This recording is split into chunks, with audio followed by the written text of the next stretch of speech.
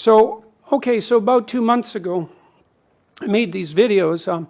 I did it because I was trying to articulate my concerns. Now, what happened as a consequence of making these videos was really quite unexpected to me. There's been 140 print articles published about this, whatever this is, in the last 2 months, and then dozens and dozens of YouTube videos and television interviews and radio interviews and demonstrations. Millions of people have been tuning into this online. And so obviously something's up, and I can tell you that what's up isn't only a discussion about Bill C-16 and about gendered pronouns. You know, sometimes when you're having a debate or a discussion with someone that you love and you're having a little argument about something, like who's going to do the dishes or something like that, or especially if you haven't been getting along very well with that person, you know how the discussion starts with something specific and then you start trading all the things that it might be about until you're arguing about, you know, the way that you behaved on your third date, you know, 10 years ago, and the whole underlying unresolved chaos of your relationship emerges through the little portal that was defined by the argument. You know, well, that's what this is about. So what the hell's going on here exactly, and why are we damn near at each other's throats? Look at what happened in the United States a week and a half ago.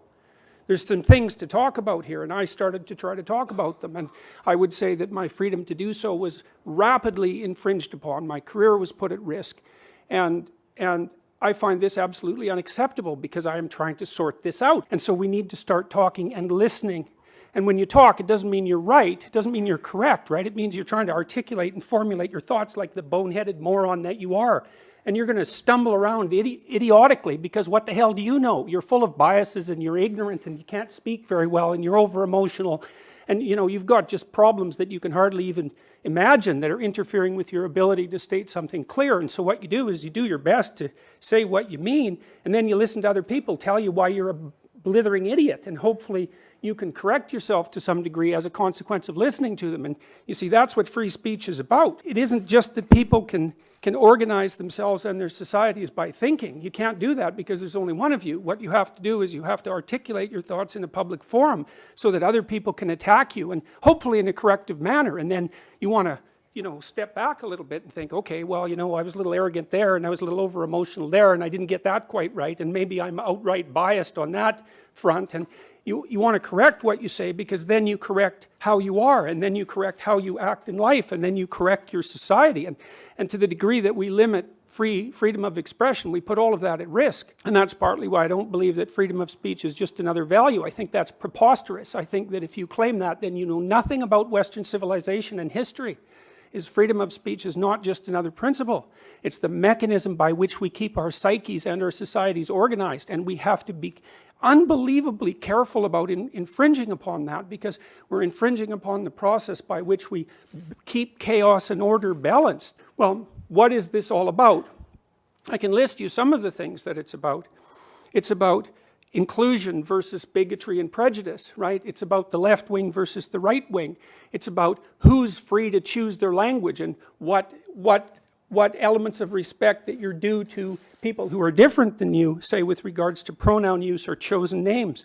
It's about whether the subjective or the objective is going to take precedence, because implicit in Bill C-16, and I'm telling you, there's an assault on the idea of objectivity itself, an assault on the idea of biology itself. And if the university thinks that the sciences are going to be immune from the ideological doctrine that's embedded in these pieces of legislation, they better think again, because there is trouble coming. I know that OISE already has an anti-psychiatry program, and we noticed that Ken Zucker got hounded out of his job just a few years ago, even though he was an entirely credible scientist and clinician. It's about constructionism, social constructionism, versus positivism, versus pragmatism. And there's a mother versus father thing going on here too. And you know, you kind of saw that with Hillary Clinton versus Donald Trump. I would say that was the overprotective, devouring mother versus the tyrannical father, which is not a good, that's not a good narrative from a mythological perspective. It's about also the adversarial spirit, I would say, versus the logos. And the adversarial spirit is the spirit that claims what I think right now is correct above all else, and I have nothing whatsoever to learn, versus the logos. And the logos is a very complex idea, and that's that the proper citizen is the person who embodies truth in speech and attempts to act it out. And that also includes listening, because listening is part of communicative intent. And I think at the moment that we're embroiled in a war on every single one of those dimensions, and several others that I haven't had time to list. And the evidence that we're in that sort of war is precisely the fact that this has attracted so much attention. I mean, I just sat in my bloody office at home and threw up a couple of amateurish videos, more or less attempting to articulate my feelings about a couple of policies, and it's like all hell broke loose. And why? Well, because that hell is right underneath the surface. I hate to stop there, but you're at the end of your time. I'm done.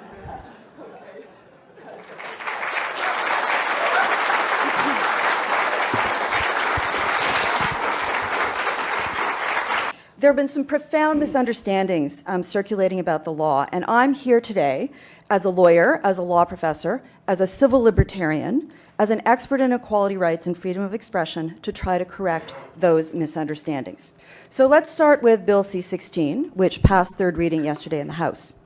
It's the proposed federal legislation that does three things. First, it adds gender identity and expression to the Canadian Human Rights Code.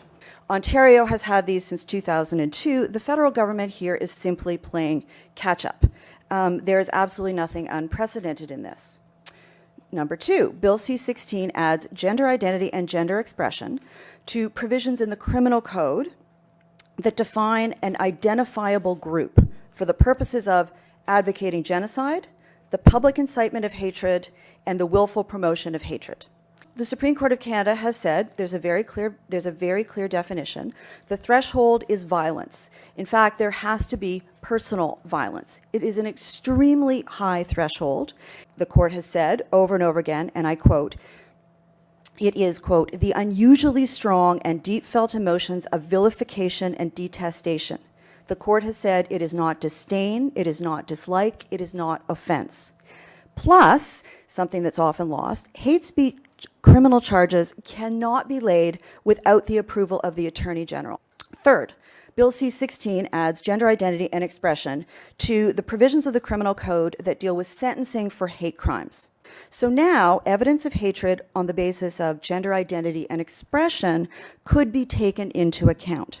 This has no impact on pronouns, unless, of course, an accused was misusing pronouns while assaulting, sexually assaulting, or murdering someone. Now let's look at the Ontario Human Rights Code. It's not constitutional law, which limits government action. It's not criminal law, where the state prosecutes individuals and sends them to jail. It's a type of civil law where private individuals can sue one another. And the remedy is generally damages. Since 2012, the Ontario Human Rights Code has prohibited discrimination and harassment on the basis of gender identity and expression. It prevents discrimination and harassment against trans and gender non-binary individuals in employment, housing, and services.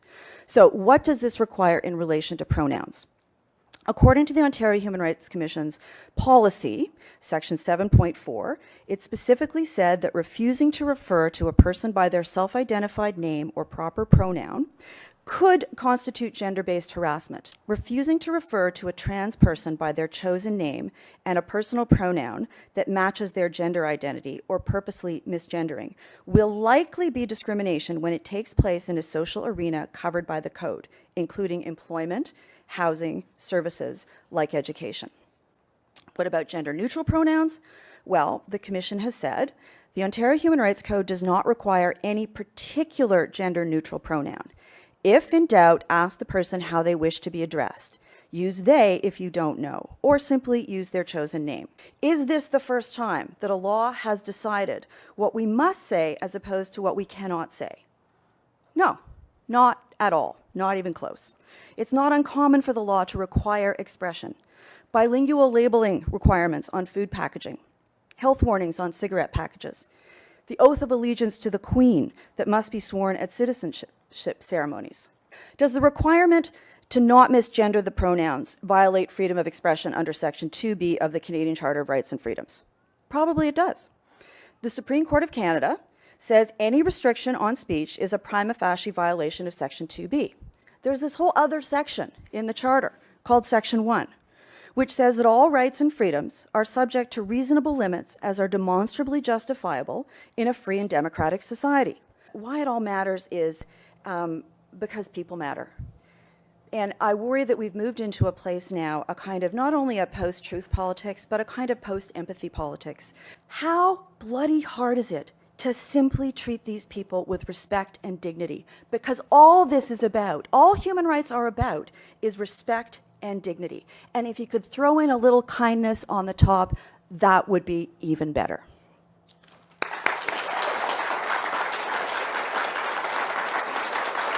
So I'm going to read you something that a graduate student sent me from the University of Toronto the other day, and I can also tell you that I've received hundreds of letters like this. Today, I had a tutorial at the University of Toronto where I talked about Jordan Peterson and issues of personal identity, legally sanctioned identity categories, etc. I brought up a video of a tall white man in his 30s who asked students at a university how they'd react if he told them he identified as a woman, as black, as short, and as 5 years old. Spoiler alert. Students in the video resist some of the later categories a bit, but are mostly accepting. Still, students were not engaging in discussion. I asked them why. One said it was because she was worried to share her opinion for fear of being singled out or saying something offensive. I asked who else was not speaking for that reason. The whole class put their hands up. No participation. Why? They weren't uninterested. They were afraid to speak their minds. The PC police are in your heads. You just heard a lawyer's opinion. I have many lawyers' opinions, by the way. I'll start with lawyer one, who was the counsel to several prime ministers. He talked to me about the Human Rights Tribunal because I went and saw him 2 weeks after this all started. Human Rights Tribunal is a kangaroo court, in my opinion, and it should be abolished as fast as possible. It's one of the many institutions in Canada that pose a threat to your freedom that is of almost unimaginable proportions. Here's what this top lawyer told me. If I'm taken in front of the Human Rights Tribunal, it will cost me $250,000. I will pay the legal costs for my opponents, and I will lose. He said, go back to your safe little life and shut your mouth. Second lawyer told me, my critique of the Ontario Human Rights Commission is spot on. And absent the Charter of Rights and Freedoms, which has these contradictions built into it that you just heard described, much of what I was saying was illegal and has been illegal since 2012. Lawyer 3 told me that if I breached a tribunal order, so imagine I was taken in front of the Human Rights Tribunal and I was fined and then I refused to pay the fine, which I've stated that I would do. That equals contempt of court, which inevitably means jail until the contempt is purged. The social justice tribunals and the SJWs, social justice warriors who staff them, have a rogue nature. They can search your house without a warrant. They can use secret hearings. There are no rules of evidence, and the judges are unaccountable. But those are legal opinions. Let's look at a real world case. Let's look at what happened when I made my videos. Let's look at how the university responded, because I can tell you, in the video I said, look, what I'm doing is probably illegal, and worse, my employer is legally responsible for it, because that's built into the codes as well. So by the way, if you're an employer, you're responsible for everything that your employees say, and everything that anybody interprets what they said as being, whether it's unintentional or intentional, whether or not a complaint has been made. So just think about that. Anyways, October 3rd, the university said, like all members of the university community, I have an obligation to comply with the law, including the provisions of the Ontario Human Rights Code. Their policy with regards to workplace harassment, which the university implied that I was engaging in a course of vexatious comment or conduct, where the course of comment or conduct is known, or ought reasonably be known, to be unwelcome. So what happened essentially was the university reviewed what I had done, and then they reviewed the policies as laid out on the Ontario Human Rights Commission website. The university reviewed my videos and they decided that what I said was true. They decided that the video I made was probably illegal and that they were responsible for it. And so in an attempt to distance themselves from me, under counsel from their legal people, and believe me, the university has good legal people, they sent me a warning. And this is what happens if you want to discipline a recalcitrant employee, essentially, so that you don't have to bear legal responsibility for their acts. And after the third warning, you can take further steps. Now, I pointed out to the university at one point, when we were discussing how this forum was going to proceed, that perhaps it would be in their best interests to not support the people who were trying to stop me from talking, but instead to support me legally, and if necessary to take this all the way to the Supreme Court. And the university said categorically that they would not do that. So I would say, when it comes to the contradictory provisions that are in the Canadian Charter of Rights and Freedoms, and so we might say roughly equality versus freedom of speech, the university decided which side they're going to go down on. So on October 18th, the university mentioned to me in another warning letter that if personal pronouns are being used, the refusal to use the personal pronoun that is an expression of the person's gender identity can constitute discrimination. So now, you see what's happened is that I haven't refused to use someone's gender-neutral pronouns. I said that I would refuse. So it's not even the refusal itself that's producing the letters. It's my declared intent to engage in the refusal. And as far as I was concerned, what I was essentially doing was criticizing a piece of legislation that had not yet been passed. But the university's legal department decided that all that was sufficient for them to distance themselves from me and to engage in disciplinary activity.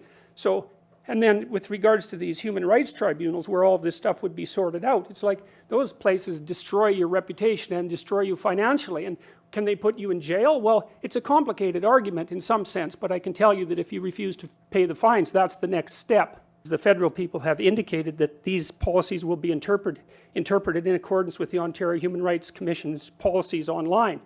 And so you guys should go read those, because those are not fun. And I would say that they pose an incredible threat to your liberty. And it's all done under the guise of compassion. People who keep pushing that on you are making a massive mistake. And they're infantilizing you.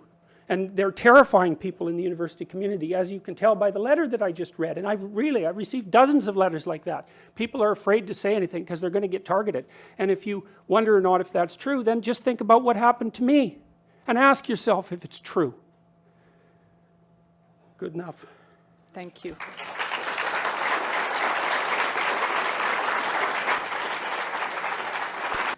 As a Trinity College and OISE alumnus, I'm typically delighted to return to the University of Toronto.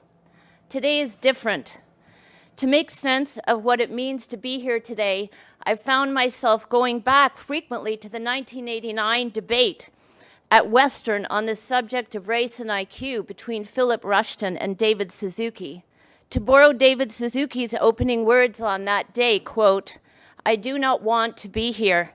I do not want to dignify this man and his ideas in public debate," end quote. There was, in 1989 at Western, as now, an extraordinary media frenzy concerning the apparent threat to academic freedom posed by the mere possibility that academic freedom is not an absolute guarantee, that as scholars, our relationship with knowledge and with the public trust is tempered by responsibilities and limitations. Of crucial import to my argument today is that this is a relationship structured not on juridical grounds. This is not about the law, but on ethical grounds.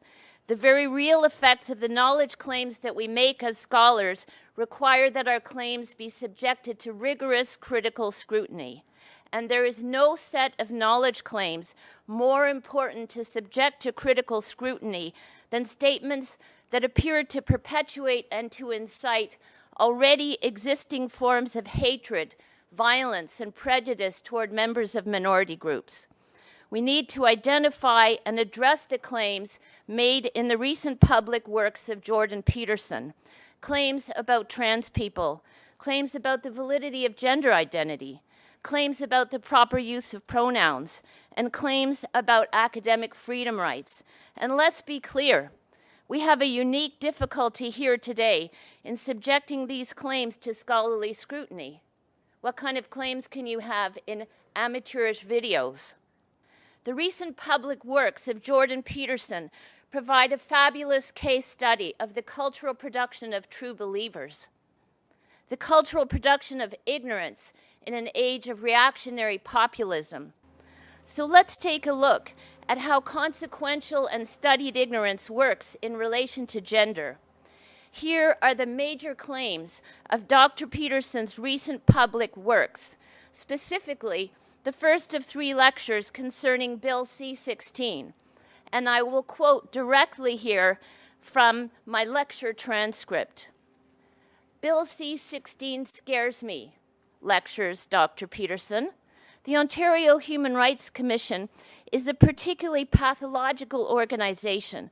Social justice warrior types are overrepresented, and I can't help but think it's because our current premier is a lesbian.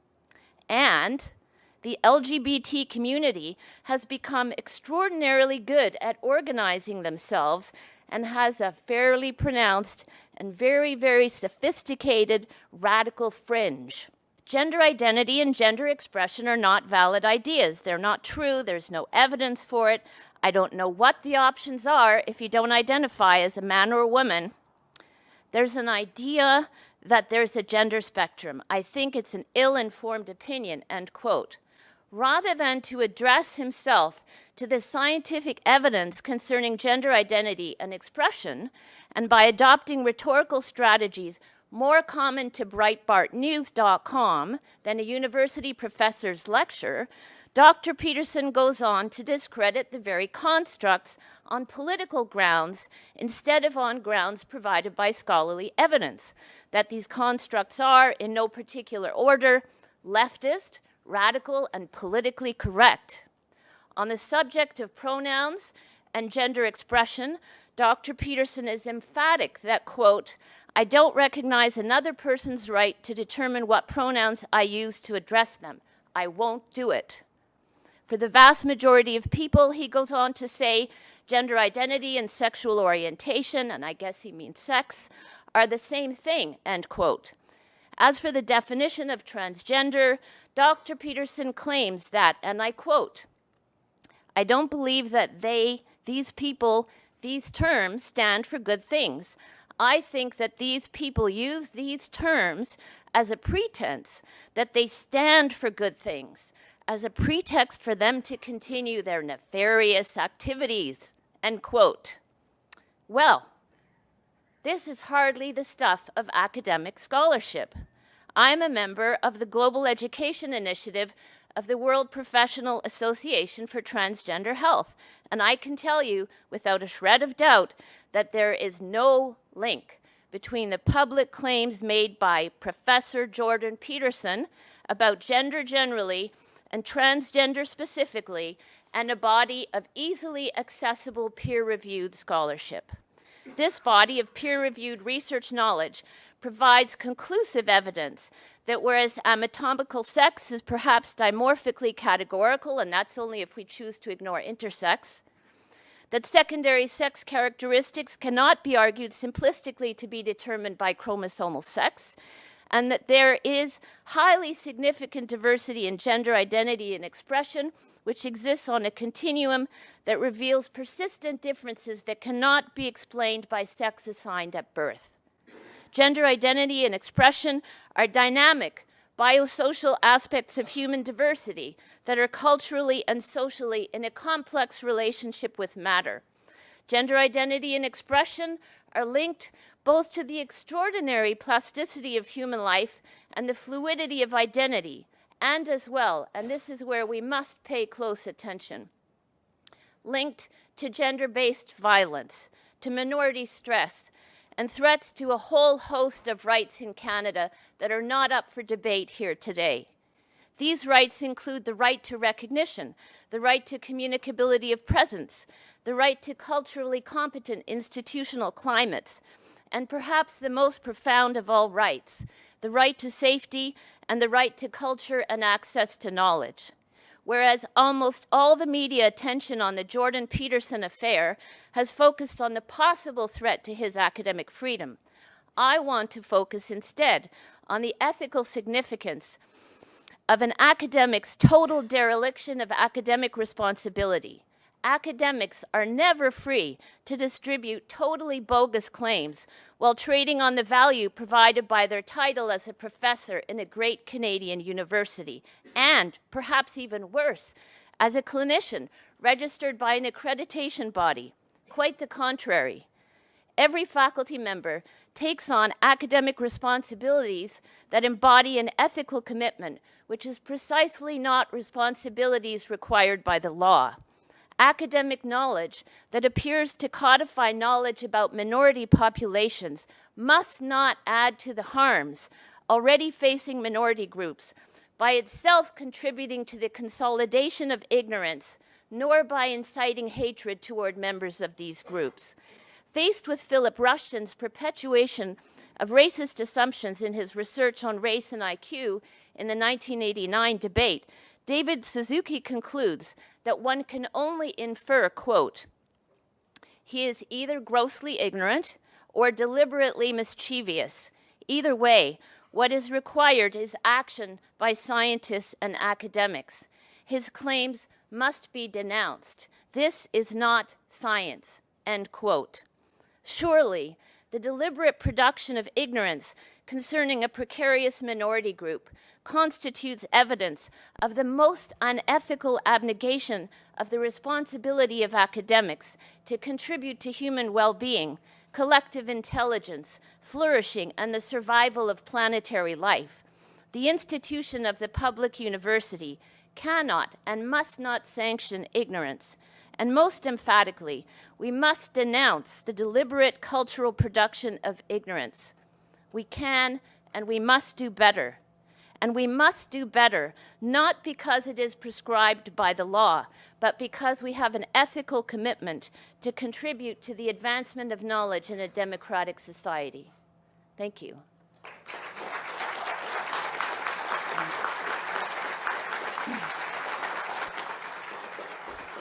In law, we tend to distinguish between the law as it is and the law as we would like it to be. And the experts you cited seem to be critical of the law as it is, along with you. But does Professor Kosman's outlining of some of the elements of C16 in particular, does that give you any comfort? Does it allay any of your concerns that it really focuses on the advocacy of genocide or the commission of hate crimes, and that those kinds of things are probably the sort of restrictions that most people in the room would think were reasonable restrictions? No, it doesn't give me any comfort. And the reason it doesn't give me any comfort is because, as far as I'm concerned, what this is actually about has already played itself out in my case, and I already explained that to you. I would say a legal doctrine is something like a virus, and it has a life. That's not what we think. If you let it go into a living system, it propagates and it has effects, and the effects are a consequence of the philosophy that's embedded inside the law. And if you really want to know about this, you should read Alexander Solzhenitsyn's Gulag Archipelago, because what he does in that book is tell you how the hypothetically humane doctrines that were embedded in radical Marxism at the end of the 1800s unfolded into Soviet society and demolished it. But I want to tell you a little bit about what the law does. And this is with regards to its interpretation from the policy guidelines. It instantiates social constructionism into our legal system. You have to understand what that means.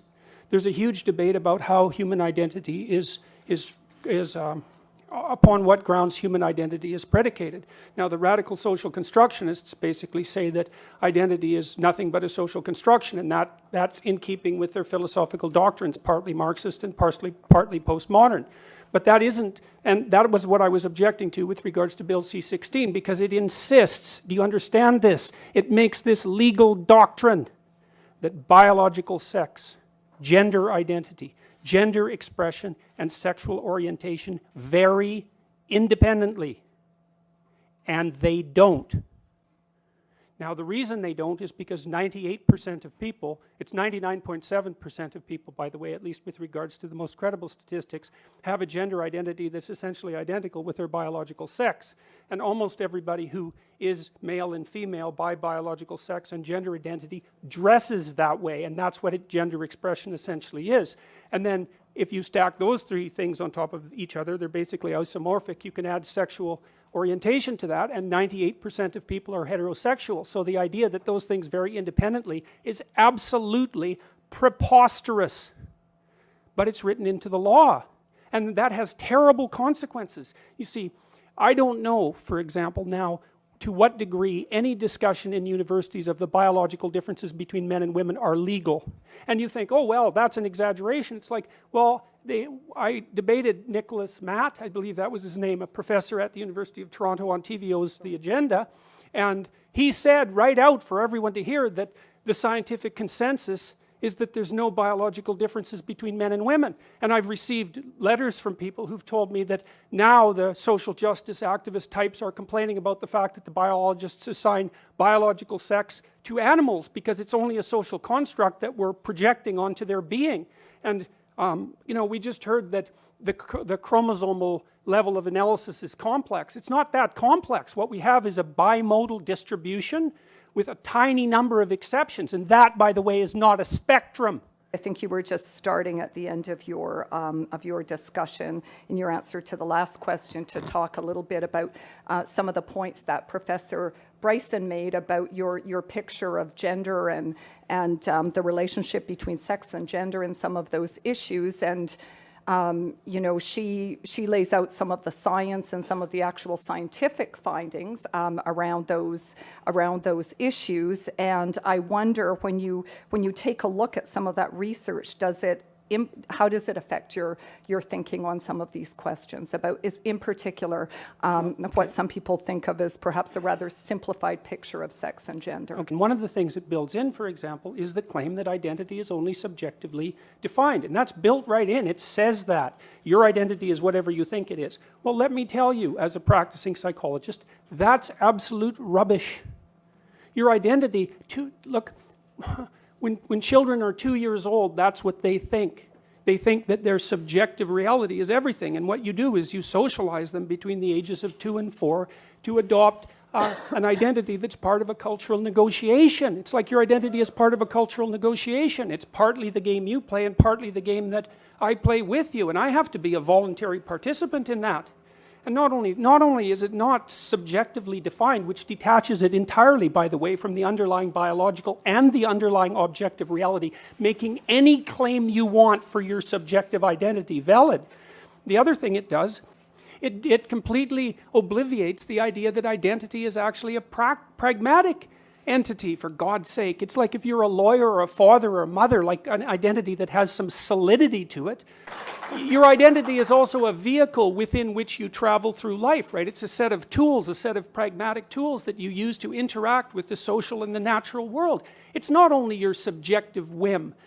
The idea of gender identity, which is only defined subjectively in the relevant law, has been studied intensively by personality psychologists such as myself. In fact, my lab has done some of the, I wouldn't say the most fundamental research on it, but you know, we're in the ballpark. Here's a little story. Okay, so the differences between personality between men and women are basically what constitutes gender identity insofar as it's not merely subjective. And one of the things that's happened is that as the Scandinavian countries have equalized their political and sociological landscape, the differences in identity between men and women have got larger, not smaller. Do you understand that? That's a refutation of the social constructionist claim. So what happens is that if you flatten out the landscape so that there are very few socioeconomic differences, say, or sociological differences in the treatment between men and women, what happens is the biological difference maximizes. It maximizes. Do you understand? That means men and women get more different, not more the same. And the thing about women in the audience, bloody hell, you should think about this, because don't you want to pursue the things that you're interested in? And if you pursue the things that you're interested in, because you're interested in different things than men, I'm telling you. And if you look at the interest, variation, this has been established technically. If you look at the interest variation, there's almost no overlap between men and women if you sum up the differences in interest and temperament. Okay?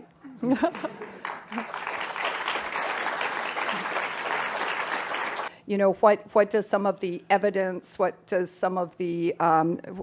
sort of the objective realities in this situation that we might hold on to? Science about causality, about, in essence, sex being linked and producing gender, requires us to move outside of the current realm. All that we have in this realm is quasi-experimentation. We can't actually do studies where we manipulate the chromosomal or the hormonal environment. And so since we can't remove sexism and misogyny from the production of gender, we can't actually reach conclusions about what we take to be gender differences. Point 2, pronouns. Let's put pronouns in some kind of context. And I think it's really helpful in going back to what Justice Minister Wilson-Raybould said yesterday following the passing of C-16, and I'll quote, It's our collective responsibility to recognize and reduce the vulnerability of transgender diverse persons to discrimination, hate crimes, and hate propaganda. And a lot of what we've been hearing here is hate propaganda. So what I want to say about pronouns is that we have to get beyond this simplistic discussion, which is either about grammatical infelicity, singular, plural, or that we should be nice to people. We actually have to deal with our responsibility in creating institutional climates that take very seriously the goal of reducing inequality. That has always been the fundamental goal of education. So at the University of British Columbia, the Trans, Two-Spirit, and Gender Diversity Task Force is looking at everything in the context of what Greta Bauer and her amazing colleagues at TransPulse call institutional and informational erasure. We are looking at housing, student health. How are trans and gender diverse students going to go to student health and get care that is both medically and culturally competent? How should we be organizing student information systems so that people can tell us their names and their pronouns? This is a technical challenge only, and we have to rise to the challenge. Professor Peterson, let's start with you. So this question says, you present your issue with Bill C-16 to be that the infringement of freedom of expression regarding gender pronouns is a problem. Do you hold the same stance with other discriminatory language in the Human Rights Code, such as being able to use racist terms with regard to students? And if you believe that one of these things is a violation but not the other one, why? I'm not sure I read that out all that well, but you get the idea. Okay, well, first of all, I don't think that these issues are the same. I don't think they're the same at all. I mean, I've been thinking about the pronoun thing, you know, because one of the things that people, it put me back on my heels for a while, because the claim was basically, well, it's something like, why doesn't the mean professor just play nice and respect people by using their pronouns? And it took me like 3 weeks to unpack that, because who gets questioned about pronoun use? I don't know why the hell I use the pronouns I use. I use them because they're part of the language. I use he and she because that's what everyone uses. And so then I had to think about, well, why do we in fact use pronouns? And we use them in part for the same reason that we use other categories, and that's to simplify the world for functional purposes, roughly speaking. But then I was thinking, well, is the use of he and she a mark of respect? And the answer to that is, well, no, it's not a mark of respect. It can't be a mark of respect. What you call 4 billion people can't be a mark of respect, right? It's a mark of basic categorization. And so then the claim comes up, well, if someone wants you to use a particular pronoun, then you're disrespecting them if you don't. It's like, okay, let's think that through a bit. Well, that assumes that when I'm using he or she for people in normal parlance, that I'm actually indicating my respect for them. And that's not true. It's like if I don't know you, I classify you generically, and basically I classify you in terms of how you present yourself publicly. I suppose that's your gender expression. And then I nail you with whatever pronoun seems to fit. It has nothing to do with respect. And besides that, you bloody well don't get to demand my respect. Why should you? You know, I mean, it's not like I respect everyone. That's a foolish thing to do. You respect people who are respectable. You know, you make value distinctions between people, and that doesn't mean you illegally discriminate against them. Those aren't the same thing. But I'm all for value judgments. So don't tell me that I'm not respecting people when I don't use their gendered pronouns. And the other thing is, I don't buy this whole idea that the people who are putting this legislation forward are valid representatives of the trans community. That's what they say they are. We have mechanisms for deciding whether someone's a valid representative of a community, and that generally involves democratic voting. I've received at least 20 letters from transsexual people who are on my side, and by the way, 0 from others, believe it or not, who are perfectly happy with the idea of gendered pronouns. It's just they want to be the other one. Now, you can have a discussion about that, and there's lots of things to be said about it, but the idea that this community that's coming out and demanding these rights is somehow representative of this homogenous oppressed minority, I think is rubbish. For this question, I'm going to ask both Professor Kosman and Professor Bryson to comment on it. So one of the objectives of the transgender and queer rights movement is to enter into public conscience in a way. And this person asks, this can only occur through public conversation. Do you worry that it may not be possible to have thoughtful discussion if there is government restriction about this kind of speech? And do you worry that it would skew discussion in one direction or another? So perhaps Professor Kossman first, and then Professor Bryson. I think that there is an important way to have public discussions around a whole range of issues. I would welcome a discussion on the role of hate speech provisions. I would welcome a discussion around the role of hate speech and its desirability, about whether the Supreme Court of Canada is right or not right in upholding its constitutionality. But I would like to have that debate with someone who is knowledgeable about the law.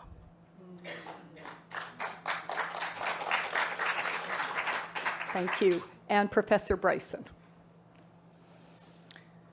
One of the big questions that I had to deal with in considering whether or not to accept the very generous offer, invitation of the University of Toronto to come here today would be the impact of this event on trans and gender non-binary people, specifically at the University of Toronto and much more generally.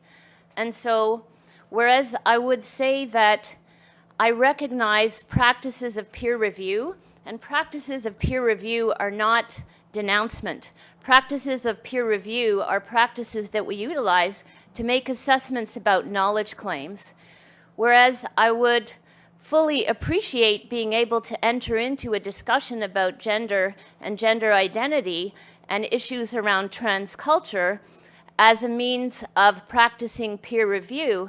I think the difficulty that we've had, and we've managed to reproduce this difficulty here today, characterized just now by Dr. Peterson as simplifying the world for functional purposes.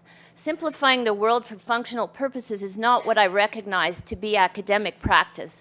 This is not how we relate to knowledge.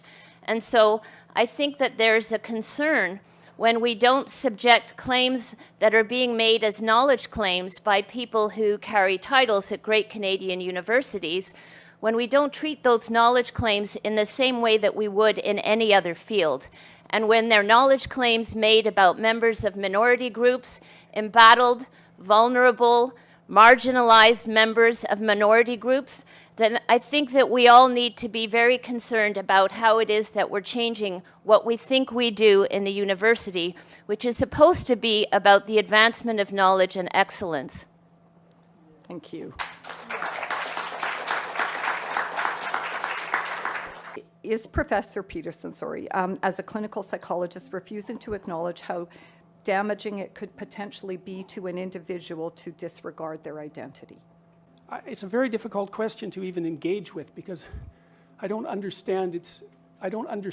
It makes things so simple that you can't discuss them properly. All I do in my clinical practice, and I have about 20,000 hours of experience in my clinical practice, and I've dealt with all sorts of people, far more variation in people than the typical person ever encounters, and I think I've done it at least reasonably, competently.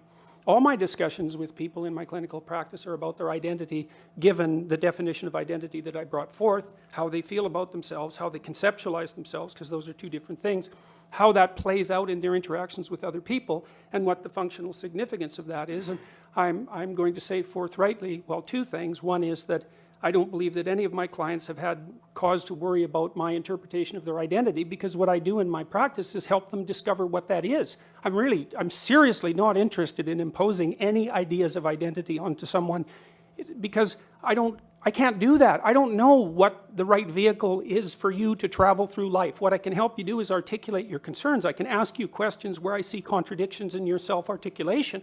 I can help you make plans for the future. And I've helped thousands and thousands and thousands of people, by the way, make plans for the future with the stuff that I do online. And so I'm helping people build a genuine identity.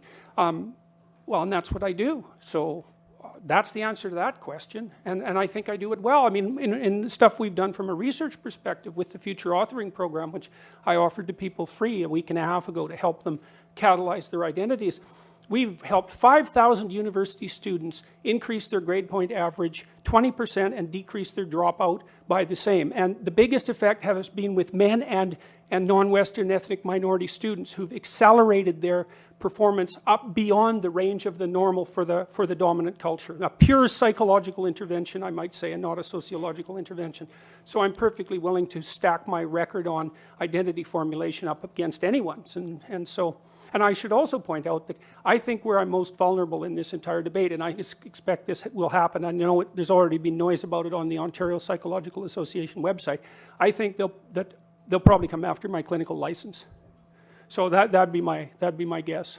So I think we might be straying a little away from Yeah, the question now, so just thank you. no, we're not, because that question involved my clinical practice. I'm not straying a bit. That involved my clinical practice, and there was a reason that the question was posed. So I'm not straying. Thank you. Why do you feel that someone's personal gender identity and pronouns infringes your free speech? Can one not also argue, based on your interpretation, that professors can use racial slurs in their classroom and that the inability to do so would violate their freedom of speech?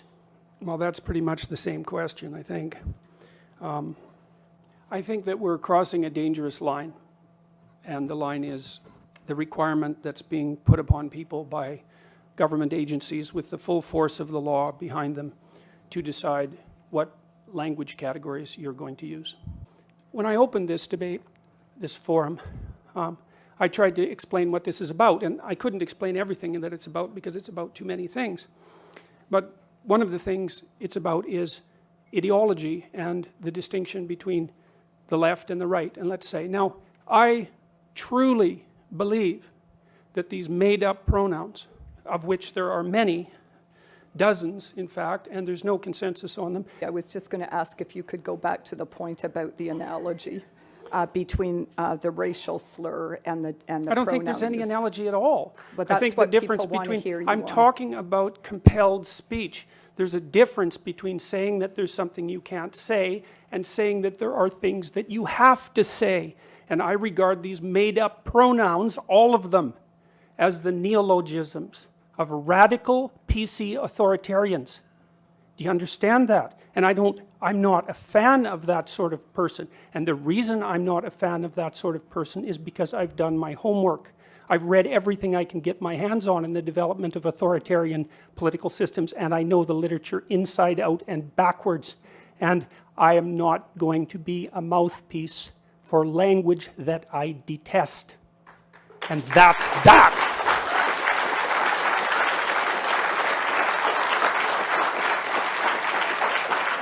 But from your perspective as someone who's also had a senior leadership role, as well as being an expert in the area, do you have any thoughts or guidance about what universities can do to ensure that we're moving things forward in a helpful, inclusive way?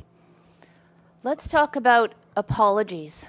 So this week we heard from Justin Trudeau's government about the apology that will be made to LGBTQ Canadians concerning the extraordinarily violent impacts of discriminatory activities that were also research activities happening at Canadian universities and elsewhere to locate and to fire LGBT Canadians from the public service and from the RCMP.